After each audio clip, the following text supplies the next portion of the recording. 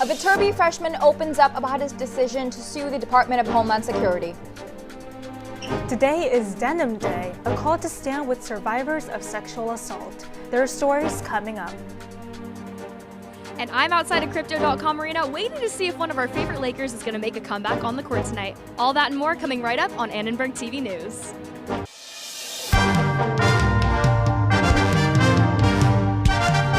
Annenberg TV News is next. I'm really trying as hard as I can to sort of claw back normalcy.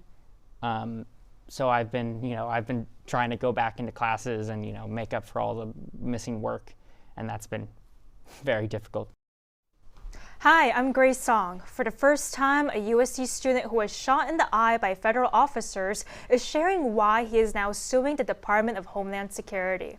And I'm Kajal Reddy. Reporter Mary Elisabeth has more on their conversation. Mary? That's right. The Viterbi freshman, blinded while photographing the No Kings protest in March, is suing the Department of Homeland Security for $100 million. I spoke with Tucker Collins this afternoon about his experience and what he hopes will change. God, I can't tell you how stressful and how much of attacks on my mind all this has been in the weeks following of just having to deal with this. But also, what to me is the more important aspect, I would say, is seeking, justice on a legal level such that this, well, I want to say that this never happens again, but, to be realistic, it will happen again. It will happen again where, someone will get shot and lose their eye, and it'll be completely unjustified, and I want to do everything I possibly can to prevent that. And it's also a big reason of why I'm going around and speaking up about it. I was attacked by DHS. I was shot at, and I survived. But there are some who, did not live to tell their story, who were brutalized by DHS and they died. And so I want to be able to, speak for the people that can't, because I don't want to say lucky, but I am lucky in the sense that I have been, seriously and grievously injured, but I have the ability to speak out about what happened. Now in this video, we see a federal officer firing shots into the crowd that resulted in Collins getting shot in his right eye. In a safe area, first aid kneels down with him to patch up the injury. We have requested $100 million in the Federal Tort Claim Act because it really shows the gravitas of the harm towards Tucker in losing his eye and the shooting of a hard, less lethal projectile over 200 miles an hour, shattering his globe. And the pain and suffering is something that he's compensated for. The emotional distress, the anxiety, the disfigurement, all of those are separate items of damages for which a judge should compensate him. Collins also mentioned he's fearful for the future of journalism, but he still believes in the importance of documenting protests like the one he attended. Back to you guys. Thank you, Mary. Today is Denim Day, a global campaign where millions wear denim to protest sexual violence. In LA, the Peace Over Violence nonprofit held a rally in downtown. I feel that this year alone has been an opportunity where a lot of survivors have been so courageous to share their stories, especially in the most recent Epstein cases and Dolores Huerta's case. The more that we're out here preventing and talk about these issues, that we're able to make it comfortable for someone to say, hey, that happened to me. LA City Council members in attendance emphasized the importance of sexual assault awareness, solidarity with survivors, and the need to hold perpetrators accountable. As much as essential services are so important, we also need to find joy as survivors. More women need to see that people are standing up to support them so that they can feel safe to come forward. Especially being here at City Hall at this event, I think it's just really important to stand up for people who don't have a voice. It doesn't matter if you're male or female, child or adult, old or young, everyone is vulnerable to somebody. The Denim Day story began in 1992 in Italy when a rape conviction was overturned because the survivor wore tight jeans, allegedly implying consent. In 1999, the nonprofit Peace Over Violence launched the Denim Day campaign, and there are now Denim Day protests every year on the last Wednesday of April. Denim Day continues to combine fashion with activism to foster a spirit of collective solidarity around the world. Fatima Rodriguez-Ortiz, a USC master's student, is opening up about her allegations against Arturo Flores, the former mayor of Huntington Park. The alleged incident happened in the USC Village in November 2025. I'll never feel 100% safe, unfortunately, because again, I don't know what his true intentions are. My safety is always, at risk. Obviously, I can control his actions, but I would feel partially responsible if anyone else was to experience, any sexual assault or sexual abuse. So this is why, I wish to just continue to use my voice to speak out about what happened. The restraining order has been filed, and I'm working on successfully serving him again. Ortiz noted that previous coverage of her story leaked her personal information, and many reporters did not reach out to her for comment. Flores continues to serve as a city council member. We spoke with the LA Taco reporter who shared Fatima's story.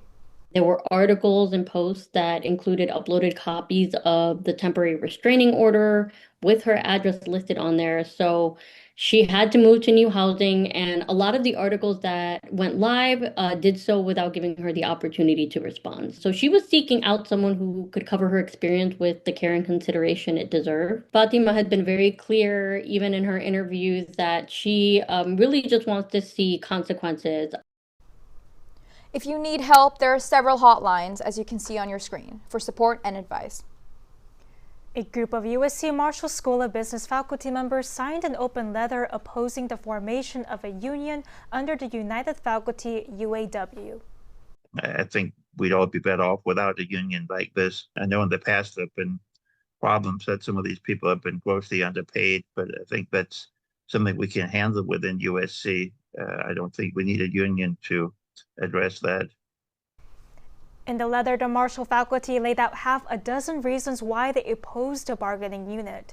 They included having to pay union dues, fears that a university-wide union would weaken their voices, and they believe Marshall faculty already have multiple opportunities for career advancement. But union proponents disagree. I would say a lot of the messaging that they're using within the letter is very similar to what the university at large, what the provost specifically is using to counter the union efforts. The evidence shown in all of the most recent contracts in unionization across the country has proven that it has only made the working lives better for the faculty. The undergraduate student government approved a resolution yesterday to support the right for non-tenured track faculty to unionize. Voting is going on right now. The National Labor Relations Board will count the ballots May 15th. The U.S. Supreme Court issued a ruling that some experts say may weaken the Voting Rights Act. In a 6-3 vote, the justices struck down a Louisiana congressional map designed to create a second majority black district.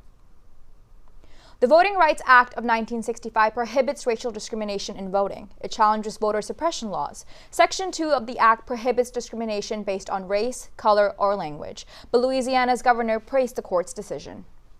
I think this whole race baiting, race issue on the redistricting has been put to bed finally once and for all. The legislature and the people control the pen. Not the federal government, not a federal judge. The decision stops the state from using the map in future elections. It may mark a major moment in the ongoing battle over the future of voting rights. One USC political expert weighed in on its impact on young voters. Students and young voters just need to pay attention to the impact of their votes and what they can do. If they don't like this decision, I mean, the Supreme Court is in power because specific legislators confirm them and they are appointed by a president. And if they like this decision, then the same is true. Like, your vote carries a lot of power. Several states have indicated they may revisit their congressional maps ahead of the midterm elections. They include Alabama, Georgia, South Carolina, as well as Maryland, Missouri, Tennessee, and Florida. From tradition to today, see how USC celebrates Jewish Heritage Month. Craving Swedish meatballs? We'll take you to the new IKEA that's opening this weekend. Jessica Doherty has 3 USC degrees under 28, but those aren't her only accomplishments. We spoke to her about her career creating content in theater.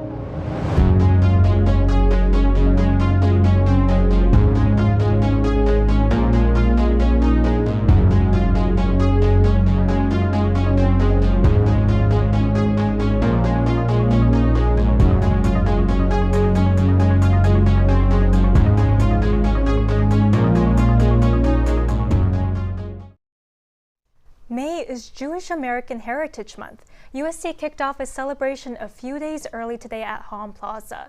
It's the first of its kind campus-wide event honoring Jewish American culture and community. The celebration brought together students, faculty, staff, and community members. It also comes as USC introduces a new role within student government, the Jewish Community Advocacy Liaison. The role is focused on helping undergraduate Jewish students feel more connected and supported on campus. This is the first time we're recognizing it, so it's nice to add it to our cadre of months that we already celebrate and holidays that are nationally recognized. I'm the inaugural Jewish Community Advocacy Liaison in the advocacy branch of USC. It's a brand new role. It was created last year by one of the senators. So a lot of times that is dealing with things like, we've talked about like a kosher meal plan, a Jewish Alumni Association, if students are dealing with biases from professors or discrimination in the classroom. How can the undergraduate student government go about addressing that? Organizers, hope events like these create spaces where students can celebrate their culture, build community, and feel represented at USC. IKEA! A new IKEA opened in Culver City this morning with excited shoppers waiting up to 8 hours in line. Located in the Helm Design District, the store brings its signature Swedish goods to customers across the city. It's also closer to campus for students who want to shop IKEA. I was very thrifty in my college days, so I just try to keep, keep the prices low.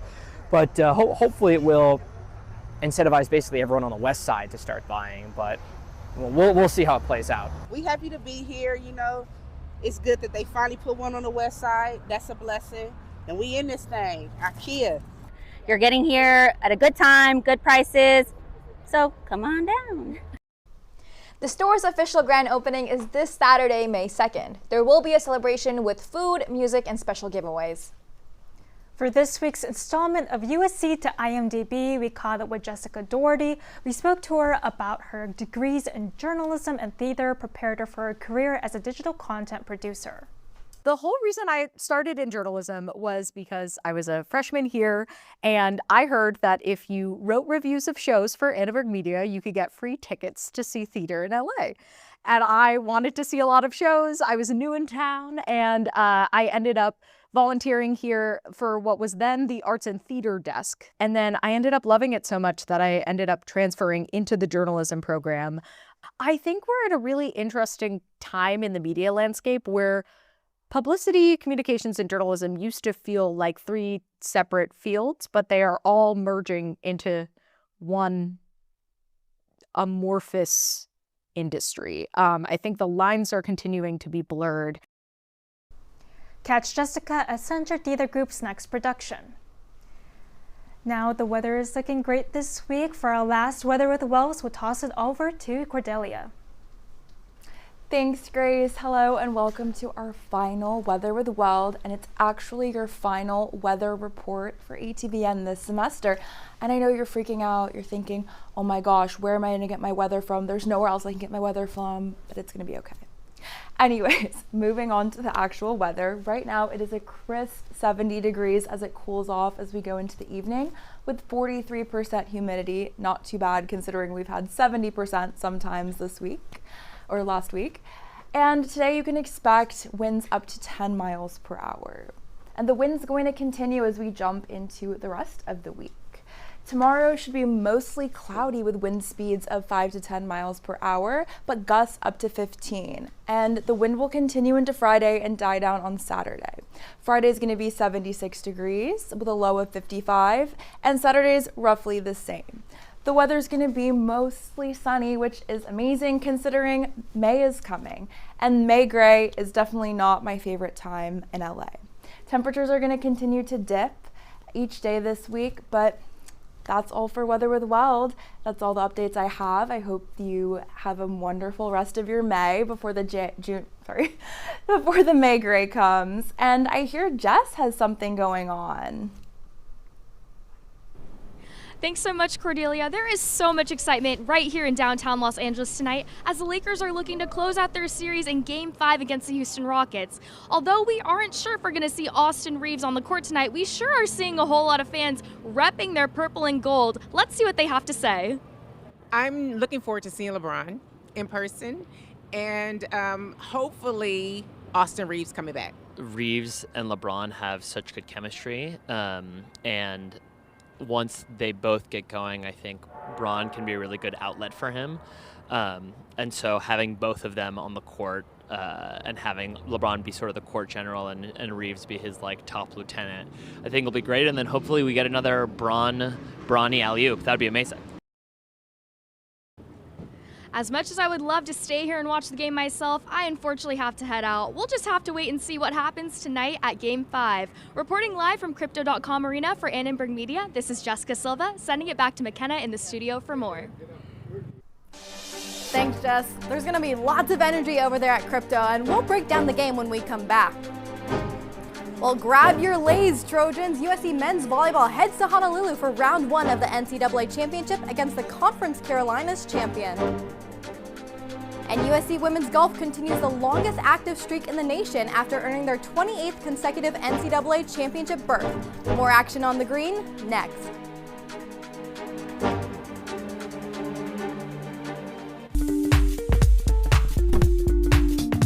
USG election season has kicked off. They have a huge game on Thursday, right? Huge. Prior to that, he couldn't hit water if he fell out of a boat. And a warning tonight about a massive storm heading our way. We're live here at the Galen Center. What would y'all do if you had $2.5 million? Music, art, and women empowerment. And she put her stamp on Big Ten history. Those are men swimming like fish. Thanks for watching. Annenberg TV News, you never miss an episode. Don't forget to subscribe. Thanks for watching.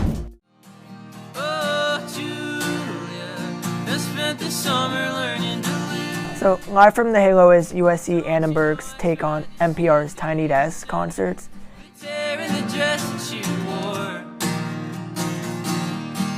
This is like a platform for USC students and adjunct students just to perform and play their music for an audience.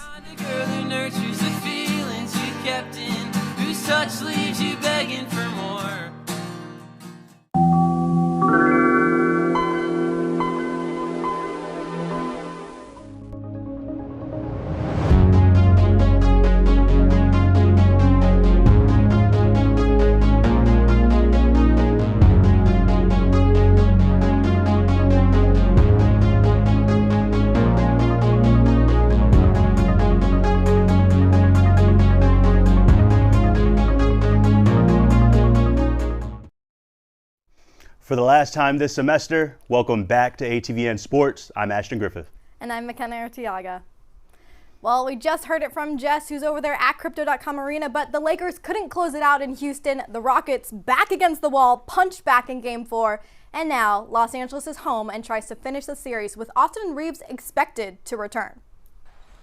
The Rockets avoid elimination with a 115-96 win in Game 4. Houston used a balanced attack with their entire starting lineup scoring at least 16. The Lakers struggled defensively and had to play the fourth without DeAndre Ayton following an ejection for a flagrant 2. Los Angeles also played without their top 2 point scorers in Luka Doncic and Reeves. Turnovers told the story, 23 for LA and just 5 3-pointers after going 35 for 3 through the first 3 games combined. LeBron James was 0 for 3 from deep and finished with just 10 points and 8 turnovers. The Rockets hit 12 of 30 from 3 and forced 17 steals. Amon Thompson led Houston with 23. We'll certainly look at the entire process on the defensive end and see where we can be better, figuring out ways to try to prevent some of those turnovers. Certainly, going to need all those guys at some point. I mean, that's just the reality. Game 5 shifts back to LA. The Lakers look to bounce back and close out the series on their home floor. But not everyone is playing at home this week. Yes, we have the USC men's volleyball back on the national stage as they are headed to the NCAA tournament for the first time since 2019, looking to capture their first national championship in over 3 decades. USC enters the NCAA tournament battle-tested after a strong run in the MPSF tournament. The Trojans outlasted Pepperdine, sorry Mary, in a 5-set semifinal thriller before falling to top-ranked UCLA in a tight 4-set championship match. Now, USC heads into the national tournament as the number 5 ranked team in the country and one of 5 at-large selections in the newly expanded 12-team field. Here's Kayla Blanchette and Wesley Smith with a message to supporters ahead of the tournament. There's a lot of work put in behind the scenes, watching film, practicing hard, and it shows on the court sometimes, but there's a lot of work that happens behind the scenes.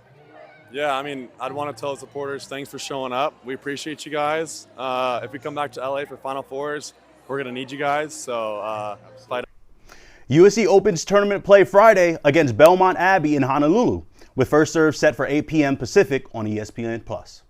Tournament season continues with another team making history for USC. What's that team, Makena? I mean, it is NCAA tournament season, and USC Golf is dominating, with both the men's and women's programs bringing home hardware, and the women's team earning the #1 seed in the Ann Arbor region for the NCAA tournament.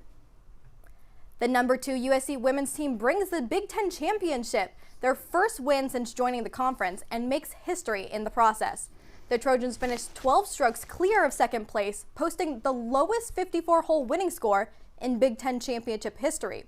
The women of Troy post their longest win streak in program history with 6 straight tournaments. Jasmine Koo claims the individual title at 3 under, her 8th career win, making her the program's all-time wins leader. Now, on the men's side, Jack Buchanan earns Big Ten Co-Golfer of the Week honors after a 10-under performance and intercollegiate co-medalist. The USC men also take home the team title at the Western Intercollegiate, finishing 13 under for the most team titles in a single season since 1997. Buchanan leads the way, but his teammate Nicholas Dominguez moved up 25 places in the final round and fired a career-best 64, including 2 eagles to help USC edge California by just 1 stroke on the final hole. Dominguez reflected on the moment at last night's Tommy Awards. Yeah, especially with the TVs around. It was fun, it was exciting, and yeah, definitely good times with the team and individually as well. Pouring water on Coach, that last win was definitely fun. Yeah, that was definitely a highlight, and probably me winning my first collegiate event. That was pretty fun.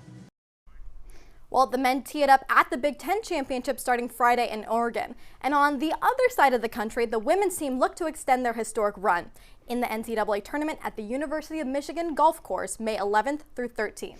Makena, we really have a plethora of great athletes here at this university. That we do. But let's look back at one of the greatest athletes here at USC and also one of the greatest Olympic athletes of all time, who isn't done just yet. That is Allison Felix, eyeing a comeback and hoping to compete in front of her hometown crowd at the 2028 Los Angeles Games. Felix says she's training for one more run. Despite being 42 when the games arrive, she says she's inspired by athletes like LeBron James, Tom Brady, and Lindsey Vonn, who've all extended their careers well into later stages. From a teenage silver medalist in 2004 to Olympic dominance in 2012, Allison Felix has already built one of the greatest careers in track history. Now at 42, she's chasing something even bigger, becoming the first American sprinter to make the Olympics in her 40s. Felix was inducted into the U.S. Olympic and Paralympic Hall of Fame in 2025, but now she's focused on one more finish line, right here in Los Angeles. Well, Ashton, I gotta say, thank you so much for being such an amazing co-anchor throughout this semester, and congratulations on graduating. Thank you, Makena. It's been a pleasure. This has been so fun, and you have always, hopefully we can continue this later down the line. Yeah, you never know. And a huge, huge shout out to Sammie, our sports producer. Thank you for all you do behind the scenes. And until the stats reset or the score changes, for ATVN Sports, I'm Makena Arteaga. And I'm Ashton Griffitth. What you got for us, Kajal? Thank you, Ashton and Makena. In most countries, drug advertisements are banned, but in the USA, they come with a soundtrack. Johnny Beck has a story next.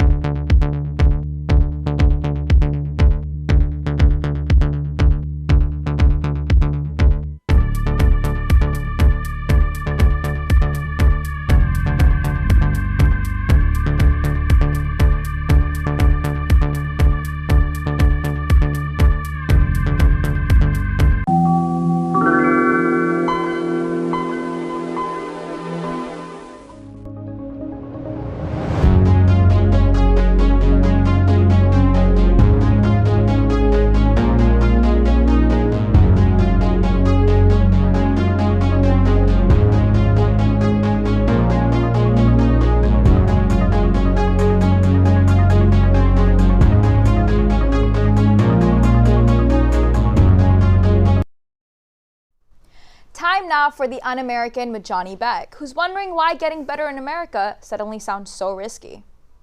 Thank you, Kajal. So recently I got sick and turned on the TV for any local medicine I could use, but I didn't expect to be more scared of the cure than the illness by listing every way it could end me. Only the United States and New Zealand allow prescription drugs to be advertised on TV and are required by the FDA to list every risk of the drug so they don't mislead people. Back home, most medicine commercials are funny jingles, but here it's like advertising a controlled substance instead of a cure. There's a real push here in the United States and in New Zealand, I've been there, try to be honest and truthful in the kinds of drugs that are being tested. This is very much a legal issue. You have to give people the full information. And even if the chance of a very severe adverse event is, 1 in a billion, it doesn't matter. If it's 1 in a billion, it's a possibility. They absolutely need to discuss with their medical professional whether the drug is right for them, because, each person has their own health issues. That is it for this week's The Un-American. I guess next time I'll need a cure, I'll just ask Google, because somehow even Gemini sounds less dramatic than these commercials. Back to you, ladies. Thank you, Johnny Beck. Thanks for watching Annenberg TV News. We like to take the time to give a special thank you to everyone that has made this newscast happen. Shout out to our faculty advisors, Stacy, Mallory, and Ross, and our tech supervisors, Bobby, Tom, and Chris. And also a huge shout out to all of our MJs and volunteers, and thank you to our control room and directors, especially our producers, Karan, Mary, and Maddie, our executive producer, Shadow, Noelle, Villasenor, and last but not least, our executive producer, Makayla Idelburg. Thanks for watching Annenberg TV News. From everyone at Annenberg Media, I'm Kajal Reddy. And I'm Grace Song. For more coverage, don't forget to subscribe to our channel and turn on notifications so you never miss an episode. We'll see you next time. Good night.